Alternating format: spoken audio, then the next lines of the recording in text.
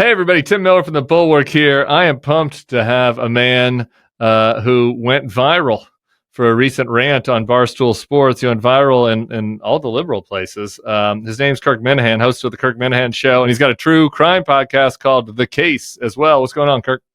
What's going on? Yeah, happy to be here. Welcome, my new people. Your new people. You're in the home of Trump derangement syndrome. Yep, This is the home. This is the YouTube home of Trump derangement syndrome. We welcome you. We weren't sure. I think I'm polling at 12% for the 2028 Democrat. I just saw a primary, and I'll put Pete Buttigieg on. I'm not afraid. He's my VP. I'm making that official right now. You're not afraid? You're not afraid of having a gay vice presidential candidate on your ticket? Nope. I welcome it. I think you just went up to 13% in the polls. And after folks hear this clip one more time, you might be moving up even closer. You might be right on Gavin Newsom's heels. This clip was so popular. It was on the Nicole Wallace show. It was everywhere. But in case you missed it, let's listen. Right now, in 2025, at 10:06 on September 18th, the extreme right are the biggest group of pussies that has ever existed in America. Because people with green hair at Starbucks, and because once in a while a fucking guy swam against girls, you fucking pussies have broken in half, led by the duo of Donald Trump and Consequence Culture Portnoy, who is just waving his arms at the right to like him again. We are in a desert out here as anti-Trump libs. Like we're dying. Like for a drink of water, sure. And we're dying for somebody, even if they're not even a MAGA, somebody in conservative culture writ large, to just say the obvious truth. These guys are pussies. And you said it so clearly, and we were able to drink from your cup. So talk to us about why, what was the context of that rant? Well, it was Kimmel, obviously, and, things have changed even since then. But, I just thought, so I was a talk radio host in Boston before I went to Barstool, a morning show. And we got essentially canceled by this activist. And my partner was a big right-wing guy at the time, my partner there. We were like, we're never, ever going to go into this world. That's never going to happen. Let people say what they want. We can disagree. Can we ask what you were canceled for? Was how bad? Some transgender stuff, some jokes, transgender stuff. Stupid joke. Dumb. Not worth the crime. I am pro-trans. I am all for it. 1,000% knock yourself out. You're not offended about that Riley Gaines tied for fourth place and ended up getting fifth place instead in the swim tournament. My life has managed to go on despite that. I could grieve Robert Redford properly, even knowing that Riley Gaines once finished 26th in a row. Life goes on. I have some grievances about middle school basketball. It's not easy. St. Mary's of Littleton, we were right there. We had a couple bad calls from the refs. We should have been in the finals. I'm not getting into this debate. Do I think it's a perfect situation? I don't. I wish there was a solution. In my mind, it's probably not perfect. But so that happened. So I have seen the right who for years were saying we're being canceled for this, we're being canceled for that. Then it spins, and now this happens. And what does the right elect to do? Well, let's start canceling. And their real reason why at its core is that they can do it now. They can punch back. They've been getting canceled. They've been going after them. That was a shitty thing to do. Now they can do it. Now they can punch down. Let's get a list of affiliates. Let's find this person. This person who works at Starbucks put up a dumb TikTok video saying that Charlie Kirk died. Agreed. It's dumb. Let's find this person's address. Let's find who they work for. Let's contact their boss. I'm like, wait a minute. What world are we in? We've been killing this side for years. And now Jimmy Kimmel says something kind of dumb that I don't even think is that big of a deal, what he said, if I'm being honest. Especially in the context of the moment. He said it on Monday before the text messages came out. It was probably not true at the time, but it wasn't 100% not true at the time. It's 100% not true now, but it's also like a joke. And he worded it poorly. It's the phrasing of it was not great. But the right is like, well, let's go. Let's take him down. Let's start. And the FCC, led by the FCC chairman and Trump. So this happens, and I think, oh my God, I don't particularly care about Jimmy Kimmel Show. I don't think Jimmy Kimmel Show great. I don't watch it. But the idea that can happen, and the FCC chairman is taking victory laps, and Trump is tweeting about it, is insanity to me. So yeah, Jimmy Kimmel making a dumb joke, not even a joke, and the right just splits in half and is going crazy, to me is like Looney Tunes after for years of crying about how the left was canceling them. So absolute pussies. I do think the whole thing is. I guess I would revise and extend one point. Obviously, I agree with you on all that. I think that a lot of these guys have been pussies for a long time, and just like the whole idea of getting outraged about the one Bud Light can, Dylan Mulvaney, or the brown Little Mermaid. Like we talked about that. Of these controversies have always been like a sign of weak men from my perspective. But that doesn't stick for some reason. I don't know why. Is it because it feels like they're punching back? Like, why don't you think that's? I guess, or Snow White being played by Rachel Ziegler or something. Like, who cares? I grew up with my idea of a Republican growing up was small government. Like they just stayed out of your life. You wanted the taxes to be smaller. You wanted the government to be completely out of your life as much as possible. That's what I thought it was. And for a long time, that's kind of what why I was a registered Republican for a while. It's not that anymore. It's just not. Now it's become the party sort of dominated by religion, which is weird because Trump doesn't give a shit about God. Yeah. It's dominated by sort of these ideals and these battles and this war, this culture war. And I don't know, like, like I said, I think in this thing, when Trump was elected president, I thought it was going to be to take care of the border, which I thought was a real issue. And I thought the prices of gas were going to go down. The price of milk was going to go down. I thought that's what Americans were worried about. Turns out they're worried about Jimmy Kimmel saying things and who is cast as Snow White. So, but I will say this though, when the Democrat is elected inevitably as president, whether it's in 4 years or 8 years, they're going to use this power and they're going to do this again, and the right's going to get mad. And it's this endless cycle that both sides suck at, and there's going to be no solution as long as there's real social media. This isn't going to stop. I'm also, I also feel pretty hopeless about all that. But we can only do our part to try to break the cycle. So we're doing our best. I want to ask I was saying to you in the green room that a lot of, kind of mainstream media, liberal media, sort of treats Barstool World and the Manosphere as if they're like a tribe in the Amazon desert that they're just Amazon. There isn't a desert in Amazon. You know what I mean? Amazon jungle that they're just that they're just discovering. And so I want to talk about Barstool culture next. Okay. But just really quick first on this actual topic of Kimmel, because we have a news item that just kind of happened this morning. It felt first like things might turn out okay. Kimmel, Disney reinstated him. But then we got Sinclair saying that they're not going to reinstate him until he donates to TPUSA.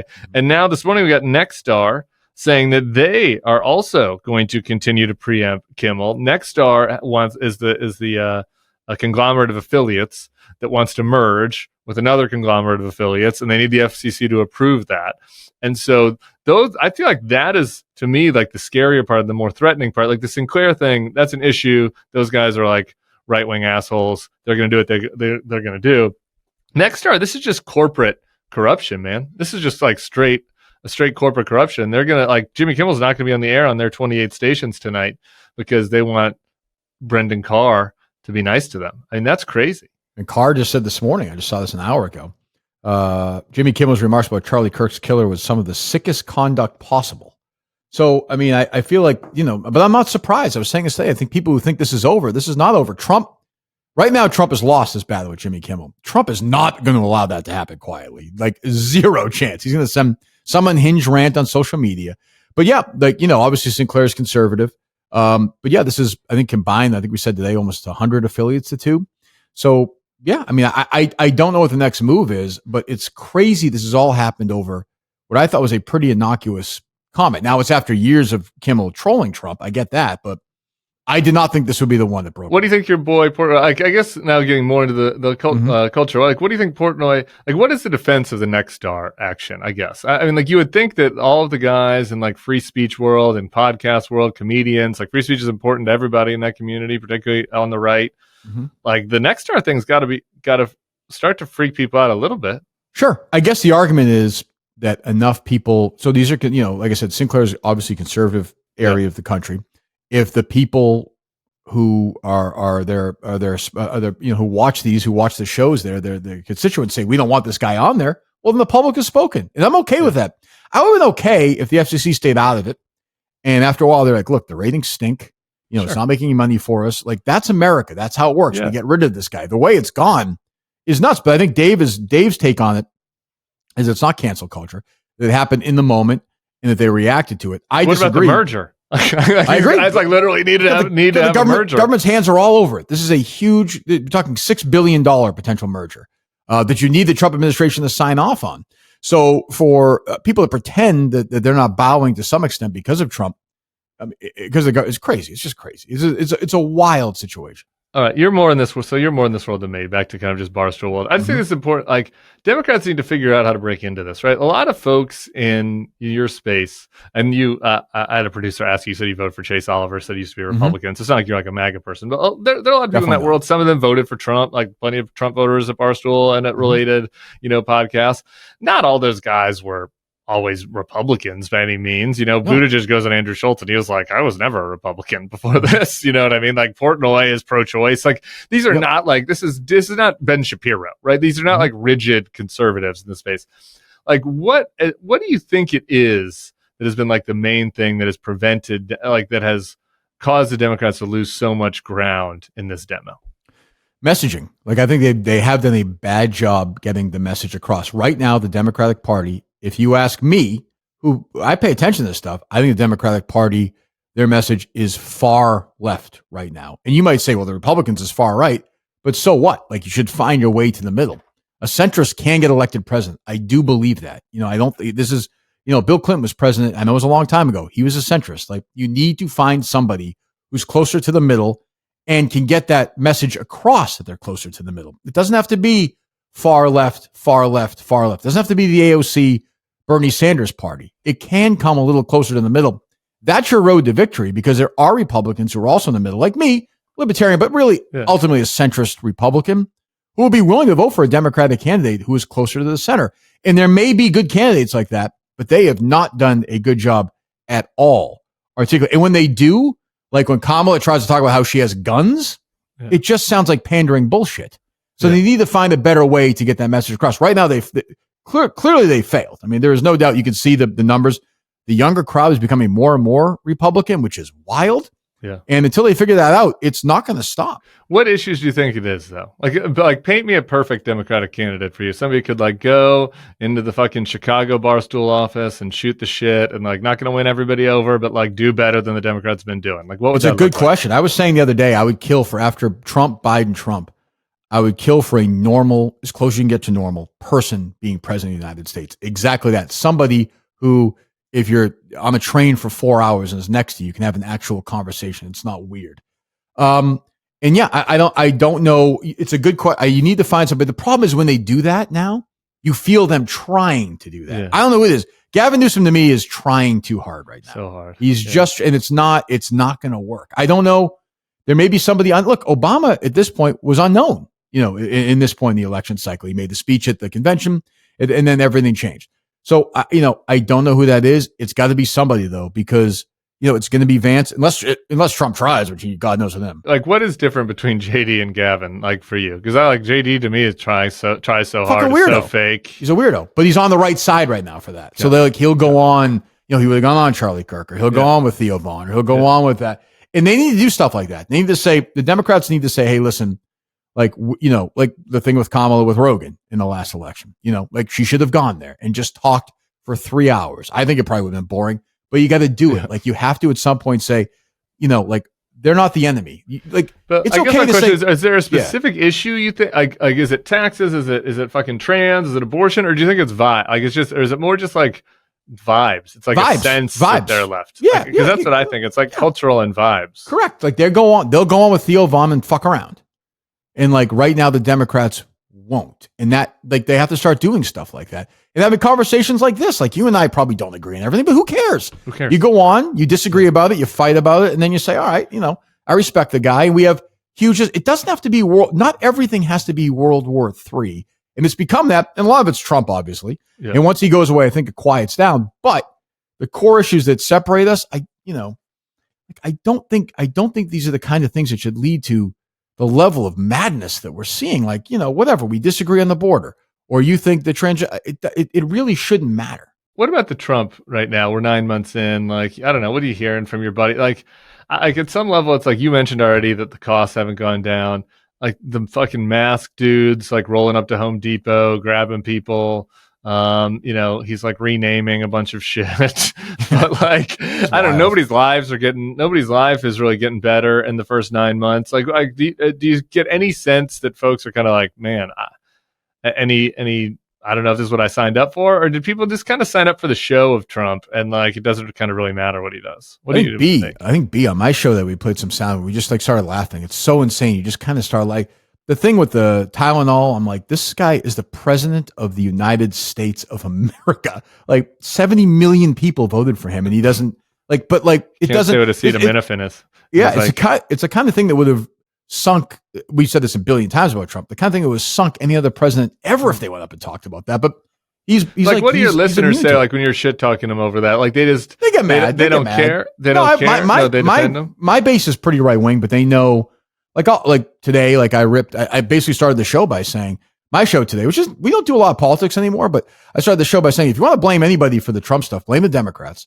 Like they ran Biden, whose brain was bleeding basically out of his head. And then they had a terrible replacement plan. So like, it's like, like I said, about Ruth Bader Ginsburg, like she should have stepped aside from the Supreme Court. When you get mad at that, remember that. So like the Democrats have to look in the mirror and blame themselves for not having better candidates. They've lost to Donald Trump twice they've lost to Donald Trump. So at some point you have to say, the problem isn't them. The problem is us. We have to solve it. And they have to find a candidate who's sort of this transformative guy or woman who will cross over, which Bill Clinton did, which Barack Obama did. I haven't seen that person yet. I like Buttigieg, but I don't think that's the person. I think Kamala, there were some things she probably didn't want to say about the polling with Buttigieg, which is just a fact in the Democratic Party, why he wasn't picked. So until they figure that stuff out, JD Vance could easily be president in 4 years. Easily. Yeah. I guess what my question is, I don't disagree with anything you said. I think obviously Biden running again was a huge mistake. I think that they should have had an open process. I think Kamala probably would have won the open process. Probably. I'm like less strong on that. But even still, right? Like everybody has agency for their life. Like I hear you. It's like, oh, blame the Democrats for Trump. It's like, yeah, the Democrats fucked up, but people chose to put this guy in after, like, we'd seen enough, with his behavior after he lost the last election, pretending like he won, like created a total deranged syndrome where people were storming the Capitol, like waving Confederate flags. I mean, that was a pretty wild scene. And so then people go back to him again, and now here it is, and it's like the tariff shit is crazy, the immigration shit's crazy. He's telling ladies not to take Tylenol today. Like he's covering up the Epstein files. He says we're getting out of wars. We're not out of any of the wars, right? Like, and it's kind of a disaster objectively. And so I guess I'm just wondering, like, is what will it take? Like, to is break? That breaking through to any of the people that like complain to you, or do they just? It's a good not question. Care? Yeah, no, I think I've asked this question a million times. What will it take for the Trump crowd to say, boy? Just once, be like, maybe not even the Trump crowd. That's why I'm like. That's why I'm talking to you, right? I'm like, you mean like Charlie Kirk's podcast is they're doing that, right? Like, right. I mean, he's listening to Megyn Kelly's podcast, going to be for Trump till the dying day. Right. I don't know, but the crowd that like the Barstool crowd, like some of them got to feel like a little disillusioned. I will say this also. Like 5 years ago, when the Floyd stuff happened, a lot of Barstool is liberal. I mean, a lot of the younger Barstool crowd is a liberal crowd. Like that was a big sort of battle when Dave interviewed Trump in 2020. A lot of employees were upset. Yeah. But no, I think by the Barstool crowd, you mean I almost think that middle kind crowd, of soft Trump supporters. Yeah, I think they're like, this fucking guy is crazy. He's fucking crazy. And but I don't know. I guess my question is, what does that mean? Like, does that mean something 3 years from now when Vance is running against somebody? Maybe, because whatever you want to say about Trump. Vance is definitely not the galvanizing personality that Trump is among his crowd. Like that's just, he does not get that kind of support. And by the way, I don't see Trump ever like hardcore campaigning for another human being to be president. Yeah. So it'll be a soft, he's not going to be, just his ego's too big. He's going to be too upset that somebody else is taking his spot. So, maybe somebody slides in, but I think sort of the middle ground, centrist Republican right now is like, but I think that's how they felt before. They're like, this guy, but I think it was better than the alternative in their mind. All right, last thing. So I guess just I'm curious the feedback to your rant about Republicans being pussies in your own bubble, because like I'm just kind of, while we're trying out things, I'm having all kinds of different Democrats on the show, and just like because I'm like I don't know what the answer is. Like, do you run? Maybe the answer is to run a centrist person. That's my preference. But maybe the answer is a populist lefty, like could be, kind of a working class lefty guy. Maybe that could work. Maybe something else could work. I guess. What about the idea of going the Minihane route? these guys are pussies. Yeah, they're all fake. It is not. It's a fake alpha show. They're embarrassing. You should be embarrassed. Like when you say that, does everybody get their back up, or are people kind of like, yeah, oh man, boy's got a point. Kind of prove a lot of them prove my point by being sensitive in response. We've got a ton of death threats, not real ones. I don't put a lot, but like a ton of that stuff was sent to us. I don't put a lot of stock in that. But there was a lot of people like, you don't understand though, you're the pussy. And you're like, well, okay, I don't know. And when you're called a pussy, I get you're going to respond. Yeah. But yeah, I think they were sensitive to it because I think they know there's some truth to it, that they've been doing this for years and now they have a little power and they want to do it to people. I see people who I know and I've worked with listing phone numbers for a play. And I'm like, what in the fuck is going on here? Like what? Who cares? Jimmy Kimmel said one line. It's kind of stupid. To me, it's better. Jimmy Kimmel's advertising for the GOP. Print it. Let him be on the air all the time. Trump broke him. He does all his Trump stuff all the time. He's better being on. Have your enemies be on as opposed to stomping on. But yeah, people are not thrilled. And if it means I lose some listeners, it means I lose some listeners, whatever. All right, man. Well, maybe you'll pick up a couple from us. I appreciate the time. If you need if you need any NBA or SEC football hot takes, I'm available for those as well. We can we can churn the turn the tables on us. That's all I have to offer. And let's stay in touch. All right, brother. All right. Thanks so much. Appreciate it. It's Kirk Minihane Show. Go check it out.